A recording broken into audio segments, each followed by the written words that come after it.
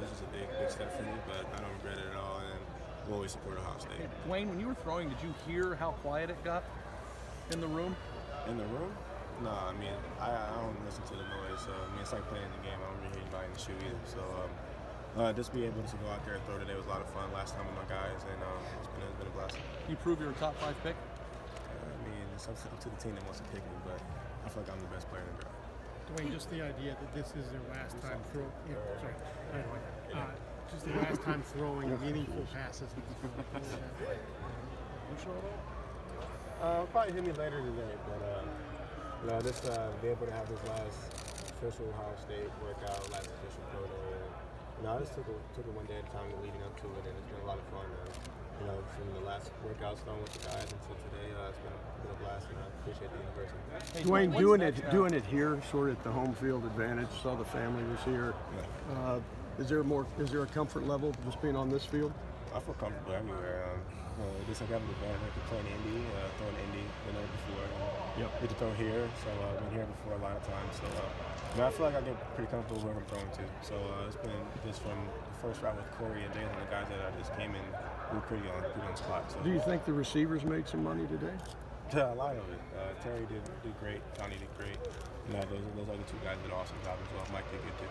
Dwayne, was it nice to have guys really improved from the first day you showed up here? I'm talking about Johnny. Terry. So the biggest thing with all those guys is just running every route with this live. They have all the skill, fast catch and jump, all that stuff is great. But every route has to be running at the same speed. Every route has to run to get open. And they got more confidence in me as the season went on, as camp went on, that I would be able to put it everywhere on the field. And they had a great time this year. Over the last month and a half, 2 months, has your confidence just grown? How would you describe how you've sort of changed in regard of thinking you're ready for the NFL, if you follow my drift? Yeah, I've been ready for the NFL. I've been preparing for it all my life. And I knew I was ready to play in the NFL before the season started. And after declaring and being a professional athlete, life hits you fast. So definitely being able to learn on my toes. And it's been definitely a hard but fun experience. Dwayne, was it nice to have Bryson snapping you the ball, somebody you've been working with your whole life? Yeah, Bryson definitely. He knows what I need to do to get better, and he knows what we work on and how it needs to be done. And to have him and Quincy, I remember Bryson since I was in middle school, Quincy since I was sophomore in high school, so definitely a lot of comfortability within the class. Hey Dwayne, we know that you have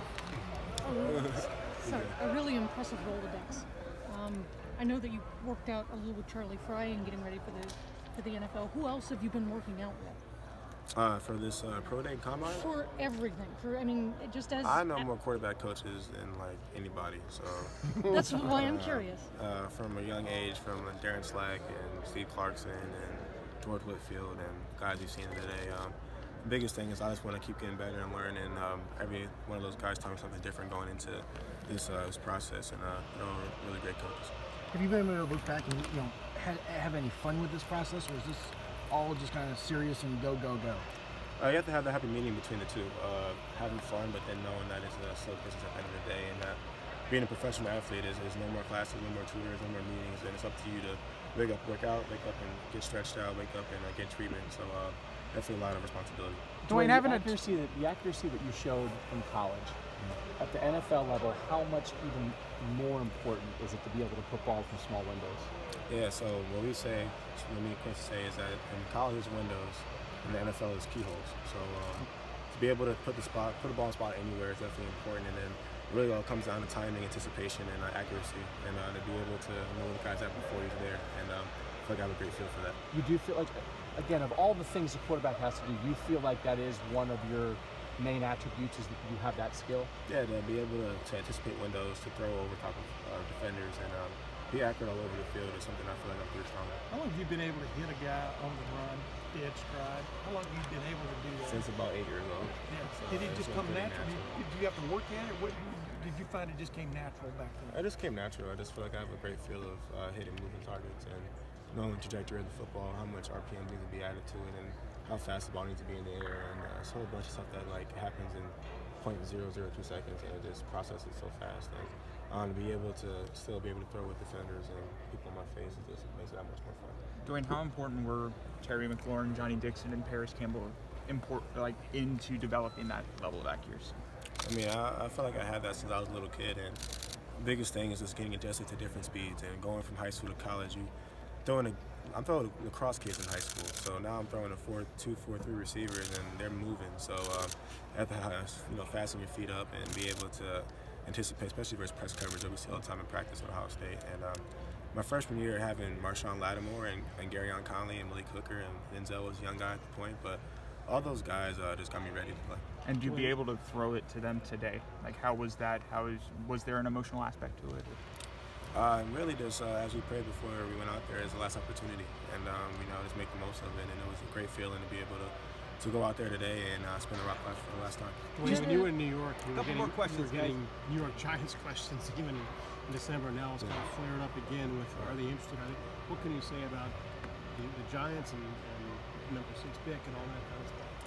Yeah, we'll see. They definitely have shown interest, and it's not up to me who gets to pick me. So, I'm going to give every team everything I got in all the meetings and all the workouts that I have with them going up to the draft. And to be able to even be considered by New York as a kid growing up as a fan is just a extreme blessing. You spent a lot of time with them last night, right? Yes, sir. Yeah, how did that go?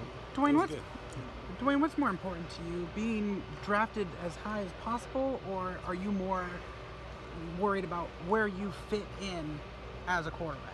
Yeah, I'm a past NFL teammate, so when here it says not how early you go, it's where you go. So I'm not really worried about being first or 32nd. I just want to go to a great spot, great team. Dwayne, I was on a radio show in New York. Last question right there, there, folks. If you'd be able to handle the media and the crunch and all that kind of stuff. And just what's your take on that? What you might be walking into if it's New York City? Well, I'm a homebody, so that helps. And then, New York media. I grew up around me, so it's nothing different than me. And, definitely just being in the spotlight, something I'm used to, and I feel I handle it pretty well. How much has Ohio State media kind of helped you if you do end up going to New York media? Before Baker got here, he classic quarterback is the most famous person in Ohio. So watching JT my first 2 years was like watching somebody who was a celebrity. Everywhere when he got stopped. So it's not going to be that different. Thanks, guys.